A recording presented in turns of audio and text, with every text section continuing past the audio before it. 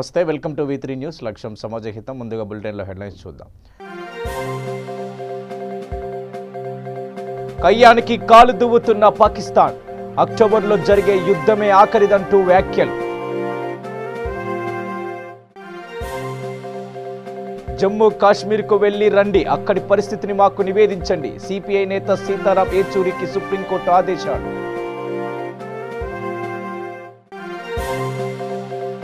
విశాఖ జిల్లా అనకాపల్లిలో విద్యార్థినిపై ప్రేమోన్మాది దాడి. ప్రేమించలేదంటూ స్క్రూ డ్రైవర్తో గొంతుపై విచక్షణ రహితంగా దాడి. పోలీసుల అదుపులో నిందితుడు. ఇక డీటెయిల్స్లోకి వెళ్ళినట్లయితే, కశ్మీర్కు స్వయం ప్రతిపత్తి కల్పించే ఆర్టికల్ 370ని రద్దు చేస్తూ భారత ప్రభుత్వం తీసుకున్న నిర్ణయాన్ని పాక్ జీర్ణించుకోలేకపోతుంది. ప్రపంచ దేశాల ముందు భారత్ను దోషిగా నిలబెట్టాలని ఒకవైపు తీవ్రంగా శ్రమిస్తూనే మరోవైపు రెచ్చగొట్టే వ్యాఖ్యలు చేస్తుంది. ఇందులో భాగంగానే భారత్తో యుద్ధం గురించి పాక్ రైల్వే మంత్రి షేక్ రషీద్ సంచలన వ్యాఖ్యలు చేశారు. స్థానికంగా మీడియాతో మాట్లాడిన ఆయన కశ్మీర్ గురించి పోరాడటానికి సరైన సమయం వచ్చిందని అభిప్రాయపడ్డారు. ఇక అక్టోబర్, నవంబర్ నెలలో భారత్ పాక్ల మధ్య యుద్ధం జరగొచ్చన్న ఆయన ఇరు దేశాల మధ్య ఇదే చివరి యుద్ధం అవుతుందని కూడా జోస్యం చెప్పారు. ఇక కశ్మీర్ అంశాన్ని పరిష్కరించేందుకు ఐక్యరాజ్య సమితి భద్రతా మండలి ముందుకు రావడం లేదని ఆయన అసహనం వ్యక్తం చేశారు. ఇక ఈ సమస్యను పరిష్కరించడానికి యుఎన్ఎస్సి చొరవ చూసి ఉంటే ఇప్పటికే కశ్మీర్లో ప్రజాభిప్రాయ సేకరణ జరిగి ఉండేదని కూడా ఆయన అన్నారు.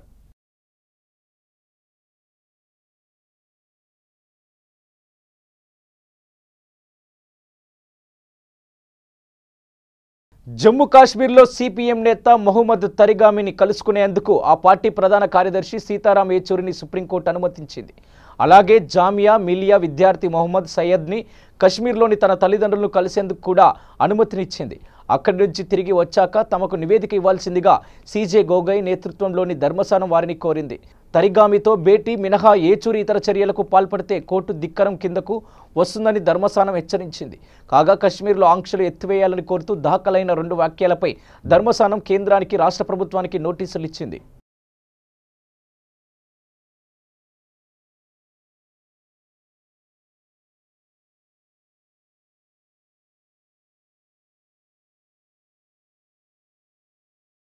కొణిజర్ల మండలంలోని సూపర్ జెమ్ స్కూల్లో పిల్లల్లో చదువు పట్ల ఆసక్తిని కలగజేయాలి, వారిలో ఆత్మవిశ్వాసాన్ని నింపాలనే ఉద్దేశంతో ఆటపాటలు, నృత్యాలతో స్పోకెన్ ఇంగ్లీష్ను బోధిస్తున్నారు ట్రైనర్స్. ఇక ట్రైనర్లు మాట్లాడుతూ పిల్లలకి ఒత్తిడి లేని విధంగా బోధించడంతో వారు పాఠ్యాంశాలని సులువుగా నేర్చుకుంటారన్నారు.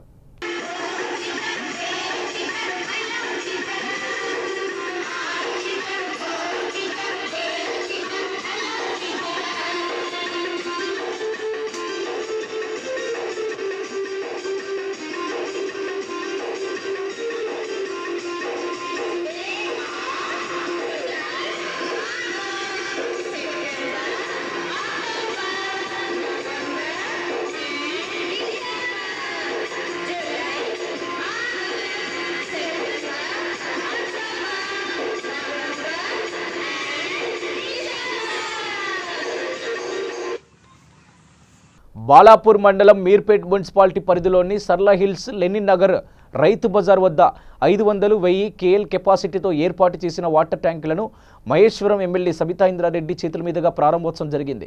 ఈ కార్యక్రమానికి మీర్పేట్ మున్సిపల్ కమిషనర్ హరి, మాజీ ఎంపీపీ విక్రమ్ రెడ్డి, ముఖ్య నాయకులు పాల్గొన్నారు. అనంతరం సబితా ఇంద్రారెడ్డి మాట్లాడుతూ కేసీఆర్ ప్రవేశపెట్టిన భగీరథతో ప్రతి ఇంటికి నీళ్లు అందించడం జరుగుతుందని పేర్కొన్నారు. మహేశ్వరం నియోజకవర్గంలో మిషన్ భగీరథ కోసం ఇప్పటి వరకు 105 కోట్లు ఖర్చు చేయడం జరిగిందన్నారు. మొదటి ఫేజ్లో 19 ట్యాంకుల నిర్మాణం మొదలు పెడితే ఇప్పటి వరకు 16 ట్యాంకులు పూర్తయ్యాయని తెలిపారు. మిగతావి వాటర్ ట్యాంకులు త్వరలోనే పూర్తి చేసి ప్రజలకు అందరికీ అందుబాటులోకి తెస్తామని కూడా తెలిపారు. సెకండ్ ఫేజ్లో 200 కోట్లతో టెండర్ వేసి పనులు పూర్తి చేసి మంచినీటిని కూడా ప్రజలకు అందుబాటులోకి తెస్తామని కూడా తెలిపారు. పనులు త్వరగా పూర్తి కావడానికి సహకరించిన అధికారులకు కృతజ్ఞతలు తెలియజేశారు. మిషన్ భగీరథలో భాగంగా ఈరోజు మహేష్ నియోజకవర్గంలో దాదాపుగా మొదలుపెట్టిన ఫస్ట్ ఫేజ్ అంతా కూడా పూర్తి కావడం జరిగింది. దాదాపు 19 ట్యాంకులు మొదలు పెడితే దాంట్లో 16 ట్యాంకులు, 10 ట్యాంకుల వరకు ఈరోజు పూర్తిగా వచ్చినాయి. 19 ట్యాంకులలో మిగతాది కూడా వీలైతే తొందరగా పూర్తి చేసి మనకు అందించాలని సంకల్పం. ఈరోజు మొదలుపెట్టిన 1000 KL ట్యాంక్ ఒకటి, 500 KL ట్యాంక్ ఒకటి. ఈరోజు జనాభాకు సరిపడా వాటర్ సరఫరా చేయాలని ఒకటైతే ప్రతి ఇంటికి నల్లా ఉండాలి, నల్లాలో నీళ్లు రావాలని సంకల్పంతో గౌరవ ముఖ్యమంత్రి గారు తీసుకున్న మిషన్ భగీరథ కార్యక్రమంలో ప్రతి ఇంటికి ఈరోజు పుష్కలంగా నీళ్ళు వస్తుంది.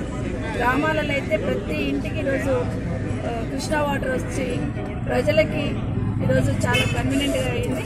నిజంగా గౌరవ ముఖ్యమంత్రి గారికి ప్రత్యేకంగా ధన్యవాదాలు చెప్తా ఉన్నాం. మహేష్ నియోజకవర్గంలోని మిషన్ భగీరథ ద్వారా ఇప్పటివరకు 105 కోట్లు ఖర్చు పెడితే భవిష్యత్తులో ఇంకా అడిషనల్ కావాలన్నప్పుడు 200 కోట్లు కావాలంటే గౌరవ ముఖ్యమంత్రి గారు ఇమీడియట్గా శాంక్షన్ ఇచ్చిన వారికి కూడా ప్రత్యేకంగా ధన్యవాదాలు.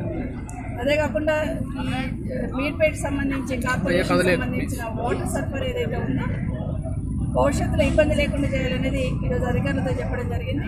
దాని ప్రకారం మన సమ్మర్లో వచ్చిన ఇబ్బంది భవిష్యత్తులో రాకుండా చూసుకుంటామని ఒకసారి తెలియజేస్తూ సెకండ్ ఫేజ్లో రావాల్సిన ప్రతి కాలనీలో పైప్ లైన్ వేస్తాం.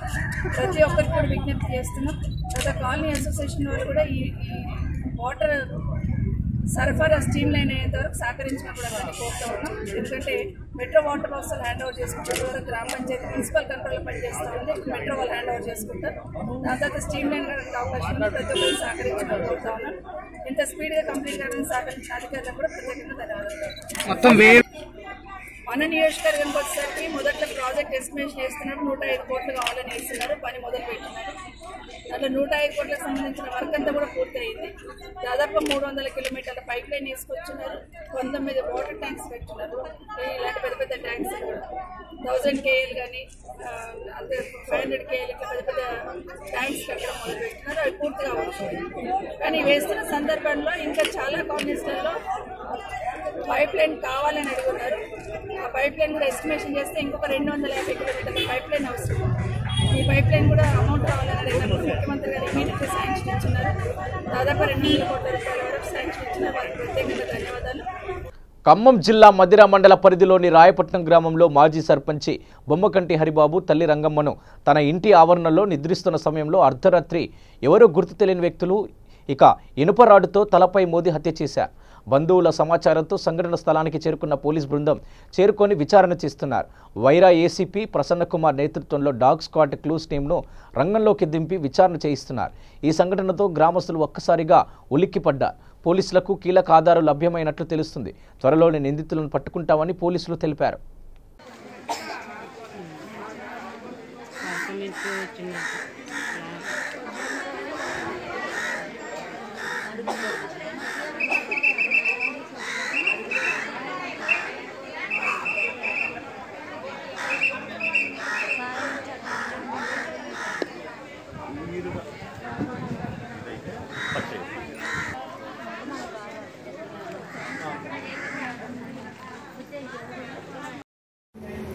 ఒంటి గంట 5 గంటల మధ్య ఒక వృద్ధురాలు బొమ్మకంటి రంగమ్మ అనే వృద్ధురాలని ఎవరో గుర్తు తెలియని వ్యక్తులు షార్ప్ ఎడ్జెడ్ గతంతో తల మీద కొట్టి చంపినట్లు తెలిసింది.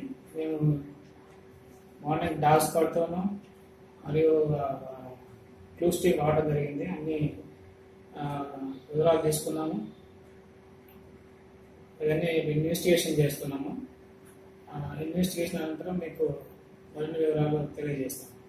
నల్గొండ జిల్లా కేతపల్లి మండలం గుడివాడ గ్రామంలో కాంగ్రెస్ మాజీ సర్పంచి లతీఫ్ టీఆర్ఎస్లో చేరారన్న ప్రచారం అవాస్తవమని, తాను పార్టీ మారలేదని, జీవితాంతం కాంగ్రెస్ పార్టీలోనే కొనసాగుతానని లతీఫ్ గారు తెలిపారు. నేను ఎంపీ గారు వచ్చిందంటే వీడికి వచ్చి ఎంపీ గారితో మాట్లాడినా, ఆయనతోటి నేను ఫోటో దిగిన. మళ్ళీ తర్వాత ఏమైందంటే ఆడ సెంటర్కి పోగానే మేజిక్ అనేది చేస్తుండ్రు. ఆ మేజిక్ నా దస్తి తీసి కండవ మేజిక్ దస్తి తీసి అమ్మటే టీఆర్ఎస్ కండవ తీసి మేజిక్లో నాకేసి పార్టీ మారిందని చెప్పి వీడియోలో పెట్టడం, ఈ వాట్సాప్లలో పెట్టడం ఇది పద్ధతి కాదు. నేను కాంగ్రెస్ పార్టీలో కొనసాగుతా. నేను అధికారంలో కాంగ్రెస్ పార్టీలో నేను సర్పంచ్గా ఉండి కూడా నేను మారలేదు. ఇప్పుడు నేను మారుతాను ఎట్లా అనుకుంటున్నారు? ఇదని కావాలని నా మీద ఇదంతా బురద తల్లి కావాలని చేస్తున్నారు కొంతమంది. ఈ ప్రదీప్ రెడ్డి కూడా నేను ఫోన్ చేసి అడిగినా. ఈ ప్రదీప్ రెడ్డి కూడా నన్ను ఇట్లా బదలం చేయడం కూడా మంచి పద్ధతి కాదని కూడా చెప్పిన. ఇప్పుడే ఫోన్లో కూడా నేను కాంగ్రెస్ పార్టీలో కొనసాగుతా, కాంగ్రెస్ పార్టీలో ఉంటాను. నేను మా ఎంపీ గారు ఎక్కడ ఉంటే ఆయన ఎమ్మటి మేము ఉండడానికి మా ఊరు మేము 2000 మందితోటి మేము అంతగా ఎంపీ గారి సలహాలతోటి మేము నడుస్తున్నాం. మాకు ఎంపీ గారే మాకు ముఖ్యం. మాకు బాటలు కావాలని ఎంపీ గారే పెడతా అని చెప్పింది. ఇప్పుడు మా ఎంపీ గారి తరఫున నేను కొన్ని వర్కులు కూడా పెట్టించుకొని ఊరుకు సేవ చేద్దాం అనుకున్నాం. కానీ నేను టీఆర్ఎస్ పార్టీలో చేరలేదు. కావాలని నన్ను ఇదంతా బదనాం చేస్తున్నారు అని చెప్పి నేను మీకు వీడియో ముందులో చెప్పేస్తున్నాను. రామగుండం మండలం గోదావరికిని ప్రాంతంలో డిఎం ఆఫీస్ సమీపంలో గల సింగరేణి సంస్థ యొక్క 18 మెగావాట్ల పవర్ హౌస్ ప్లాంట్లో ఒక్కసారిగా మంటలు చెలరేగాయి. గత కొంత కాలంగా మూసివేయబడ్డ ప్లాంట్లో సామగ్రి తొలగించే ప్రయత్నంలో ట్రాన్స్ఫార్మర్లో ఉండే రసాయనాలు వేడి వల్ల పెద్ద ఎత్తున మంటలు చెలరేగాయి. అప్రమత్తమైన స్థానిక సిబ్బంది వెంటనే అగ్నిమాపక సిబ్బందికి సమాచారం ఇవ్వడంతో మంటలు అదుపులోకి తీసుకువచ్చారు. ఈ ఘటనలో ఎలాంటి ప్రాణ నష్టం జరగలేదని కూడా తెలిసింది.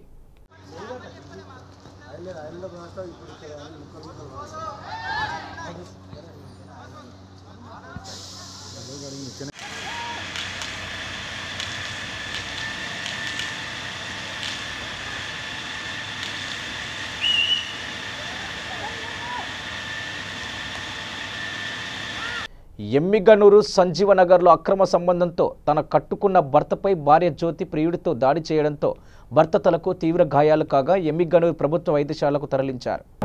రాసుకున్నారు సార్, నిన్న రాసుకున్నారు సార్, ఇంకా ఏమి చెప్పలేదు సార్. ఇప్పుడు మా దగ్గర లేదు సార్, ఎటు వెళ్ళిపోయిందో మాకేం తెలియదు. వాళ్ళు కొట్టేసుకొని వాళ్ళు కర్నూలు పోయినాము హాస్పిటల్ కంటూ ఉన్నారు సార్. అది ఏమనేది ఇంకా మాకు ఏమి తెలియలేదు సార్. ఎంతో నిన్న పోయినారని చెప్తున్నారు. ఆమెకి ఏమీ లేదు సార్, అది ఎదుటి మనిషికి నాకు గాయాలు సార్. వాళ్ళిద్దరే ఉన్నారు సార్. ఫస్ట్లో నేను వచ్చిన తర్వాత నేను లాగేసిన వాళ్ళిద్దరిని చూసి లాగేసి అరిస్తే మా తమ్ముడు అనే పిల్లోడు వచ్చినాడు. గేర్ మొత్తం కుప్పయింది. గేర్ మొత్తం కుప్పయిన తర్వాత వాకిలు తెరిచినాడు సార్. వాకిలు తెరిచి లోపల పోతేనే భార్య చంపేయని గొంతు పట్టుకుంది. ఆ గొంతు పట్టుకుంటే వాడు వెనక నుండి కట్ట తీసుకొని కొట్టినాడు. మా తమ్ముడు కట్ట తీసుకొని వస్తే కూడా అన్ని బయటికి తీసుకెళ్ళిపోయారు సార్. ఇడిపినికి వచ్చి బయటికి దప్పుకొని పోయారు. ఇంకా నన్ను కింద వేసి కొడితే నేను చచ్చిపోతాను కట్టతో కొడితే వానికి పక్కకు దబ్బి నేను ఒక ఎటు కొట్టినా సార్ కట్ట తీసుకొని. అంతే సార్. ఇంక వాళ్ళు అంటే పారిపోయినారు సార్. అటు అది పంచాయతీ అయిపోయింది కదా, ఆటికి అయిపోయింది సార్. అది పోలీస్ స్టేషన్లో సార్, కోర్టు పోయింది సార్. పిల్లలు ఒక అబ్బాయి అమ్మాయి సార్.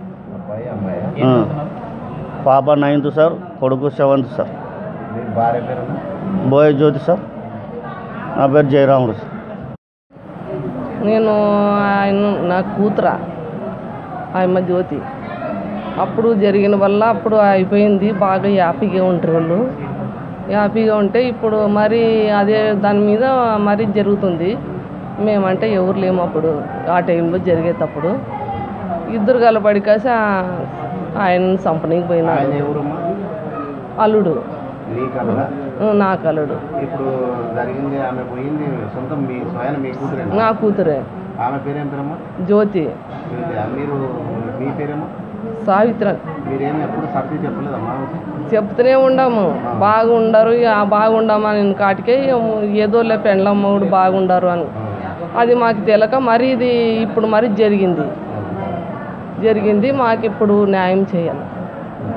కర్నూలు జిల్లా ఎమ్మిగనూరు మండలంలో శాంతప్ప, నరసప్ప, ఆలమద్దయ్య ఆధ్వర్యంలో జాబ్ యూనియన్ కర్నూలు జిల్లా మహాసభలు ఏర్పాటు చేయడం జరిగింది.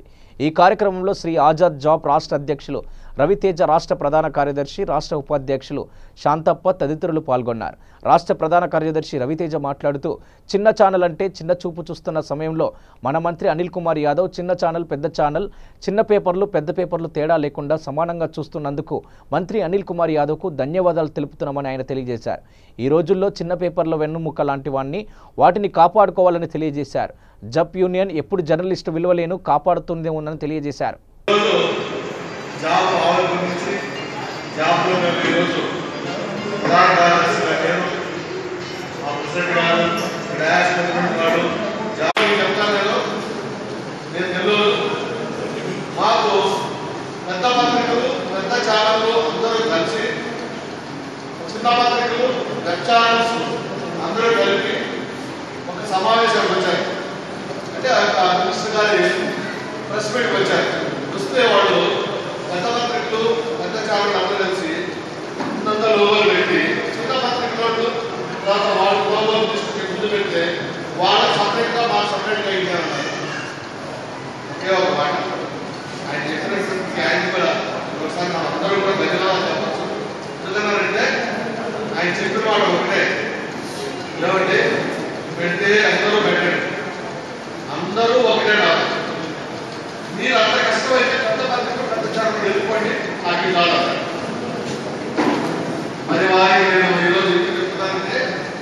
మంత్రి అనిల్ కుమార్ యాదవ్ వాళ్ళ నియోజకవర్గ శాఖ మంత్రి. విశాఖపట్నం జిల్లా అనకాపల్లిలో రామచంద్ర థియేటర్ వద్ద డిగ్రీ చదువుతున్న విద్యార్థి భార్గవి అనే అమ్మాయిని ప్రేమించలేదని స్క్రూ డ్రైవర్తో కఠినంగా కంఠంలో పొడిచాడు ఓ యువకుడు.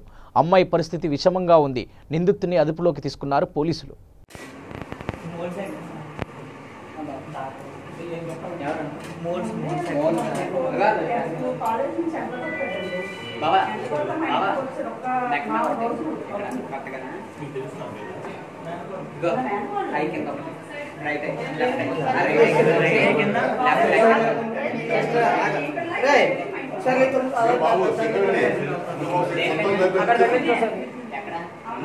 కర్నూలు జిల్లా డోన్ పట్టణంలో గుంటూరు నందు ఫీజు రియంబర్స్మెంట్ స్కాలర్షిప్ కొరకు ధర్నా చేస్తున్నటువంటి కార్యకర్తలపై పోలీసులు దాడి నిరసిస్తూ డోన్ నేషనల్ హైవేపై దిగ్బంధనం చేశారు. అఖిల భారత విద్యార్థి పరిషత్ కార్యకర్తలు పెండింగ్లో ఉన్న ఫీజు పేమెంట్ స్కాలర్షిప్ విడుదల చేస్తూ ఉపకార వేతనాన్ని చెల్లించాలని కోరుతూ పెద్ద ఎత్తున విద్యార్థులు జాతీయ రహదారి నేషనల్ హైవే 44 కంబలపాడు హైవే రోడ్డుపై బైఠాయించారు. అఖిల భారత విద్యార్థి పరిషత్ ఆధ్వర్యంలో చేపట్టిన డోన్ హైవేలో దిగ్బంధనంలో కిలోమీటర్ పైగా వాహనాలు నిలిచిపోయాయి. 1 గంట సేపు స్తంభించిపోయింది రహదారి. సమాచారం తెలుసుకున్న డోన్ రూరల్ సిఐ సుధాకర్ రెడ్డి సంఘటన స్థలానికి చేరుకొని నిరసనకారులను అరెస్ట్ చేశారు. పెండింగ్ బకాయిలను చెల్లించకుండా రాష్ట్ర ప్రభుత్వం మెండిగా వ్యవహరిస్తుందంటూ అలాగే గుంటూరులో ఉన్నటువంటి ఏబీవీపీ విద్యార్థులు ధర్నా నిర్వహిస్తుండగా ఏబీవీపీ రాష్ట్ర కార్యదర్శి సభ్యుడు హనుమంతు ఆగ్రహం వ్యక్తం చేశారు.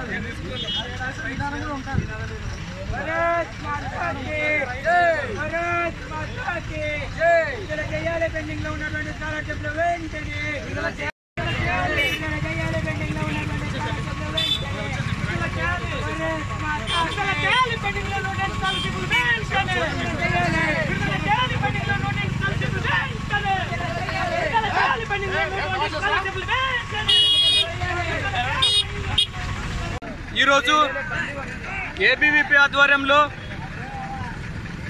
ఆంధ్రప్రదేశ్లో ఉన్నటువంటి గుంటూరు జిల్లాలో ఏబీవీపీ కార్యకర్తలు మరియు విద్యార్థులు కలిసి ఒక కూడెల్లో ధర్నా నిర్వహిస్తున్నటువంటి స్థితిలో మరి అక్కడున్న లోకల్ పోలీసులు ఏబీవీపీ విద్యార్థుల్ని మళ్ళీ లాఠీ చార్జ్ చేసి అదేవిధంగా ఒక వీధి రౌడీల్ని ఏ విధంగా అయితే బూటు కళ్ళతో తన్నుకుంటూ వెళ్తారో ఆ అరాచకం మన గుంటూరు జిల్లాలో జరిగింది. మరి ఆయా రాష్ట్రాన్ని పరిపాలిస్తున్నటువంటి జగన్మోహన్ రెడ్డి గారు మరి విద్యార్థులు అడుగుతున్నది, నీ దగ్గరకు వచ్చి భిక్షాటనైతే చేస్తలేరు, మరి గతంలో నువ్వు ఏ విధంగా అయితే హామీలు ఇచ్చినావో ఆ హామీని నెరవేర్చుకోవాలని చెప్పేసి ఈరోజు స్కాలర్షిప్లు ఫీజు రియంబర్స్మెంట్స్ని వెంటనే విడుదల చేయాలనే ఉద్దేశంతో ఏబీవీపీ కార్యకర్తలు అక్కడ ధర్నా నిర్వహిస్తే. బులెటిన్ ముగించే ముందు హెడ్లైన్స్ మరోసారి. కయ్యానికి కాలు దువ్వుతున్న పాకిస్తాన్, అక్టోబర్లో జరిగే యుద్ధమే ఆఖరిదంటూ వ్యాఖ్యలు. జమ్మూ కాశ్మీర్కు వెళ్లి రండి, అక్కడి పరిస్థితిని మాకు నివేదించండి. సిపిఐ నేత సీతారాం ఏచూరికి సుప్రీంకోర్టు ఆదేశాలు.